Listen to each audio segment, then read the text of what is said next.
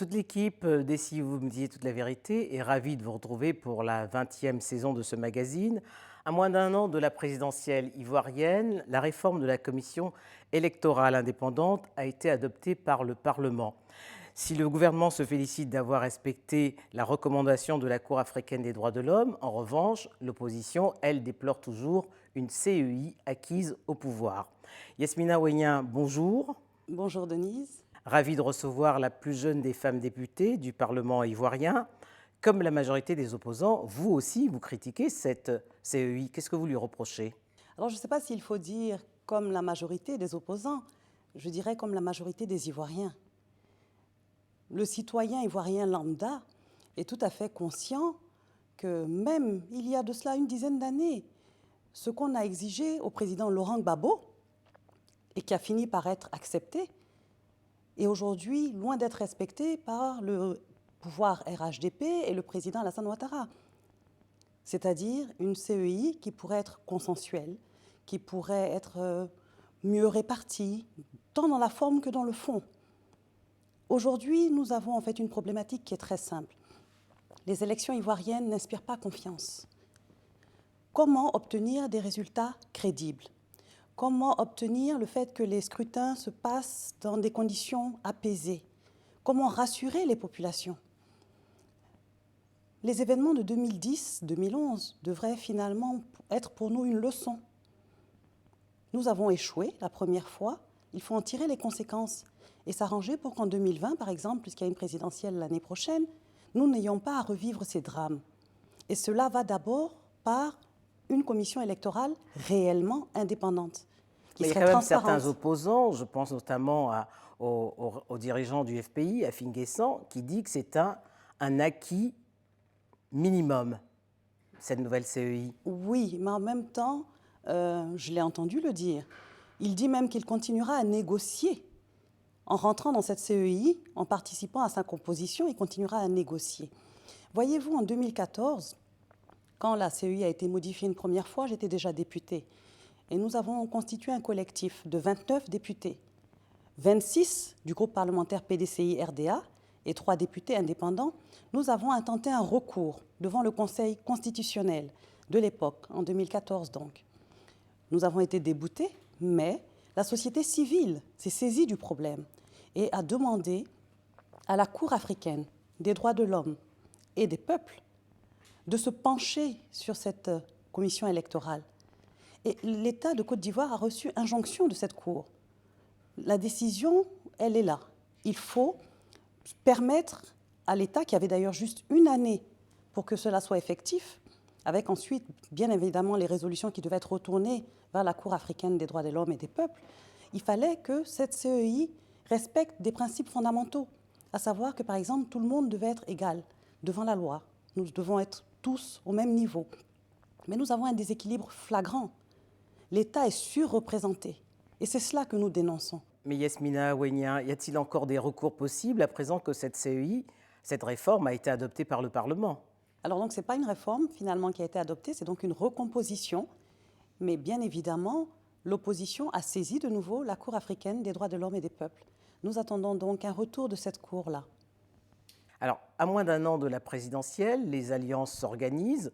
On voit certains qui rallient le RHDP d'Alassane Ouattara, et puis on a vu au mois de juillet cette rencontre à Bruxelles entre Henri Konan Bédié du PDCI et Laurent Gbagbo du FPI. Que pense l'ancienne PDCI que vous êtes de cette rencontre? Alors moi, je suis toujours PDCI. C'est vrai que j'ai un mandat indépendant actuellement et que par respect pour mes électeurs, je m'astreins à une certaine neutralité, mais je suis militante active du PDCI. Mais il y a 2 ans, vous avez été exclu de ce PDCI. Exactement, exclu, suspendu, avec certains membres de ma famille également, puisque nous étions dans une ligne que je pourrais me permettre de qualifier éditoriale différente, puisque nous étions contre l'alliance entre le PDCI et le RDR, qui devait aboutir, selon eux à l'époque, à un parti unifié, appelé Rassemblement des oufouettistes pour la démocratie et la paix. Pour moi, cela équivalait déjà à l'époque à la mort du Parti démocratique de Côte d'Ivoire, le PDCI, et c'est pour ça que je me suis battue jusqu'à me faire exclure, effectivement, du parti. Et aujourd'hui, les faits vous donnent raison. En tout cas, aujourd'hui, le PDCI, les organes dirigeants de ce parti, tout le monde a rejoint mes positions. Donc, je ne dirais pas que ça me donne raison, mais je me dis que peut-être le PDCI a finalement de nouveau éveillé. Donc, on assiste à un nouveau réveil du PDCI et ce n'est pas plus mal. Je m'en réjouis. Alors, vous appartenez au groupe Vox Populi, qui est un groupe d'indépendants. Et quels sont vos liens aujourd'hui avec le PDCI? Alors, le groupe parlementaire Vox Populi est constitué de députés qui ont donc eu des mandats indépendants. Ils ont été élus sous la bannière indépendante.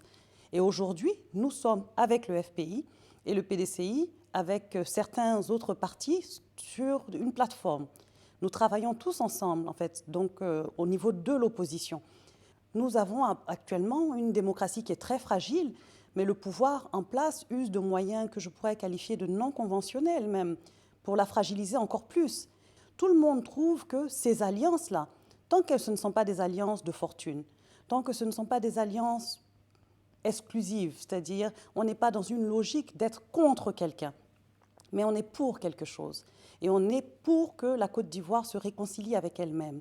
On est pour la défense de nos acquis démocratiques. On est pour le retour à nos valeurs fondamentales. Et je pense que je ne peux que me réjouir de tous ces rapprochements-là. On a vécu des années difficiles, de nombreuses crises, il y a eu de nombreux morts. Alors si les fils et les filles de ce pays décident de marcher main dans la main, d'avancer ensemble, moi, je ne peux que me réjouir une fois de plus. Alors, tous les hommes politiques aujourd'hui ont un seul mot à la bouche, c'est la réconciliation. Et quelle est la recette que vous, Yasmina Ouénia, vous préconisez pour qu'elle soit effective? Parce que 9 ans après, cette crise électorale post-électorale qui a endeuillé la Côte d'Ivoire, tous ont ce mot à la bouche, réconciliation. Voyez-vous, Denise, quand vous parlez de 9 ans, je me dis que finalement, vous êtes même plutôt indulgente. La crise en Côte d'Ivoire, elle existe déjà depuis les années 93, avec le décès du président Félix Houphouët-Boigny. Nous avons, jusqu'à présent, que les conséquences de cette crise de succession entre 2-3 grands leaders. Et hélas, le peuple avait été pris, et continue d'ailleurs, d'être pris en otage. Et c'est à cela que moi, je veux lutter pour que plus jamais ça. Dès 2012, en amorçant mon premier mandat, je suis allée au niveau de la commission Dialogue, Vérité et Réconciliation qui avait été mise sur pied par le président Ouattara. Et que présidait l'ancien Premier ministre Charles Konan Banny, tout à fait. Parce qu'en 2011, le président Alassane Ouattara avait expliqué qu'il voulait une réconciliation. En 2012, je suis allée voir M. Banny, que vous venez de citer, et je lui ai dit, je suis la plus jeune élue du Parlement, je veux offrir mon mandat à la réconciliation nationale. Je veux être un outil, un vecteur de paix et de rassemblement. Utilisez-moi comme vous le voudrez. Donc j'ai participé à plusieurs travaux et à plusieurs missions de la CDVR. Il faut savoir que la commune dont je suis la députée, Cocody, est la commune qui abrite les universités, qui abrite les résidences des ministres, qui abrite la résidence du président de la République, enfin en tout cas des différents présidents qui se sont succédés, des ambassades, etc. Donc au niveau de Cocody, les combats ont été très violents. C'est au niveau de Cocody qu'il y avait donc le palais du président Babo, donc il y a eu toutes ces bombes, tous ces morts dans Cocody. Les universités ont été aussi attaquées parce que les étudiants ont été finalement pris en étau entre plusieurs clans. Donc nous avons aujourd'hui, en tant qu'habitants de Cocody, tous un effort à faire. Et c'est à cela que moi je m'attelle depuis 2012. Pourquoi la réconciliation, jusqu'à présent, n'est finalement pas une réussite ? D'abord, en mon sens, parce qu'il n'y a pas eu assez de vérité. Il n'y a pas eu assez de vérité, mais un exemple simple. Qu'est-ce qu'il faudrait rapprocher les trois principaux acteurs politiques ? Pas vraiment, mais la CDVR a mené des études, a interrogé une multitude de témoins, mais les rapports n'ont jamais été divulgués. Ils ne sont pas accessibles à la population. Il faut réellement, en mon sens, que tout le monde soit conscient de l'histoire récente du pays pour qu'on en tire les conséquences et qu'on puisse réaménager les attitudes et les comportements. Alors, de la classe politique ivoirienne, vous dites qu'elle est déconnectée. Qu'est-ce que vous lui reprochez ?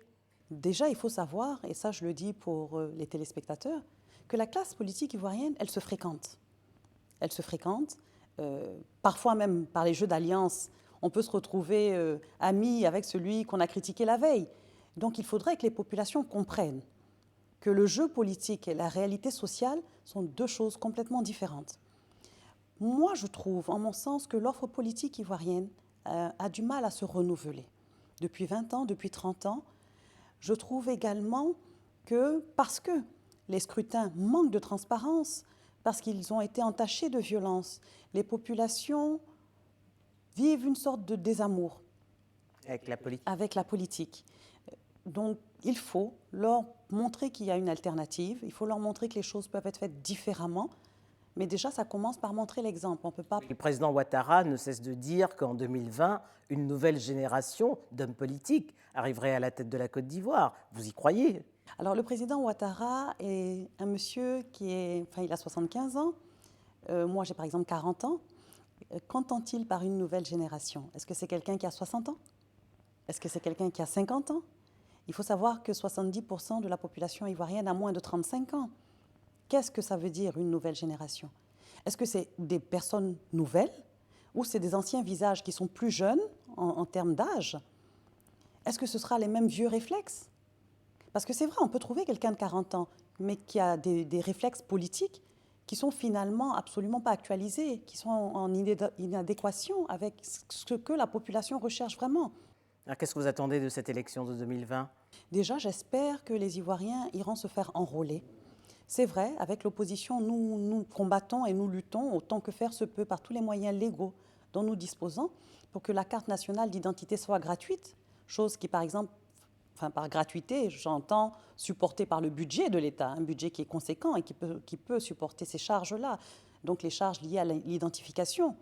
On se souvient que la rébellion de 2002 et toute la crise qui a suivi avaient comme explication, en tout cas comme point d'explication, parce que je pense qu'il devait y avoir d'autres éléments, mais un problème d'identification et de nationalité. Donc en 2009, la carte d'identité avait été établie gratuitement pour les populations. Elle n'a pas pesé sur le budget des ménages. Aujourd'hui, nous sommes en 2019. On nous parle d'une carte nationale d'identité qui coûtera 5 000 francs CFA, donc un peu moins de 10 euros. C'est très cher encore pour l'Ivoirien moyen. Le SMIC, officiellement en Côte d'Ivoire, et pourtant de nombreuses personnes actives sont payées en deçà, le SMIC en Côte d'Ivoire, c'est 100 euros par mois. Alors voyez-vous que pour des personnes de plus de 16 ans, puisque la carte est obligatoire à partir de 16 ans, savoir que leur seule façon en 2020 d'aller voter, c'est de se munir de cette carte d'identité, ça risque déjà de réfréner leurs ardeurs et on va se retrouver avec, pour une population de 23-24 millions d'habitants, on va se retrouver avec une liste électorale qui va encore rester à 6 ou 7 millions. C'est bien en deçà de toutes les personnes qui ont le droit pourtant d'aller exprimer leur suffrage. Yasmina Ouania, merci. Je vous remercie.